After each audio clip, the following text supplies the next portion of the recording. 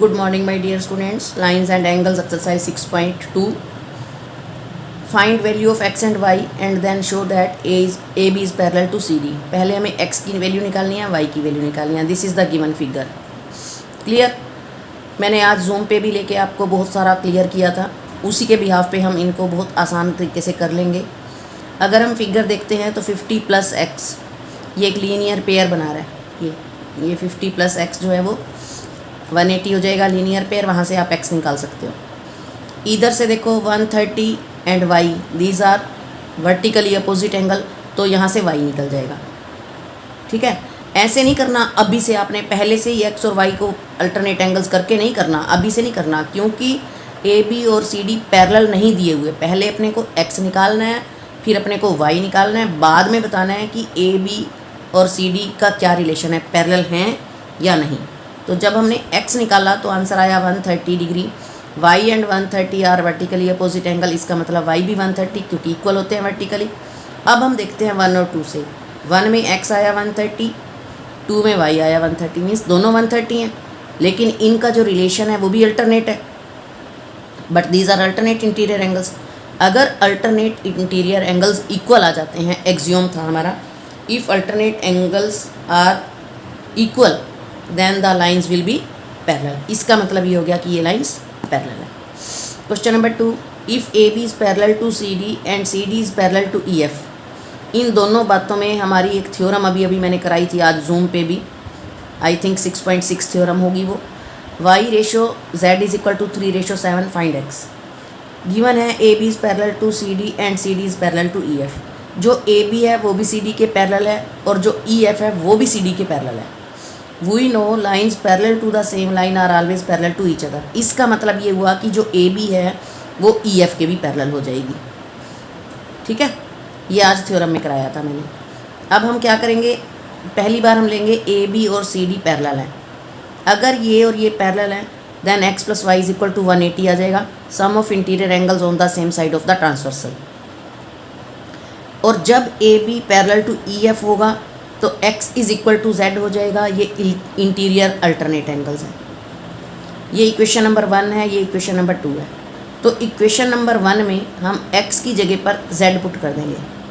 इस x की जगह पर z पुट कर दो तो ये z + y आ गया 180.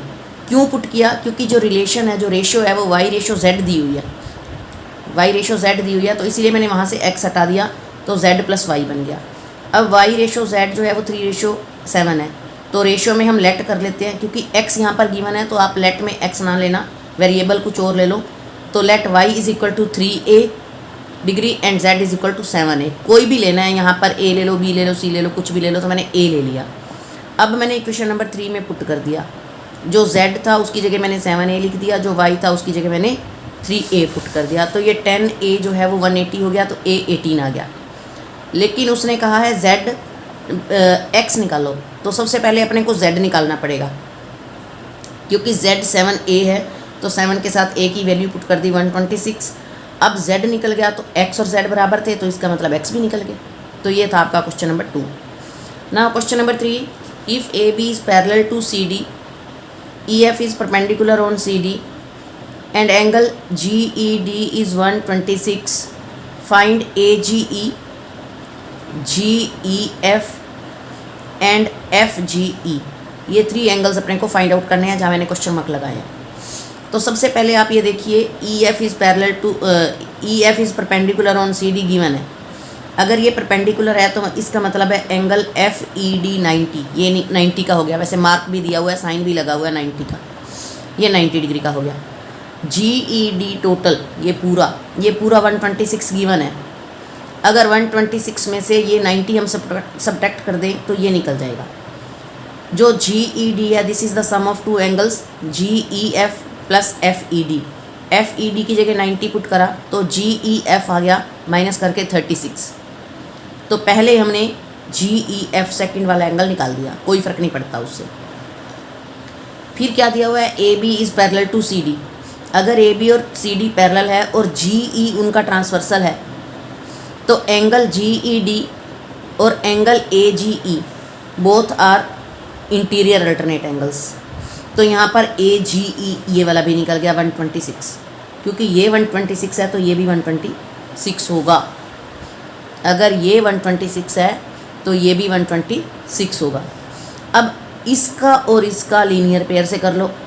Angle AGE plus angle EGF is equal to 180 linear pair. तो AGE की 126 पुट कर दो तो FGE निकल गए।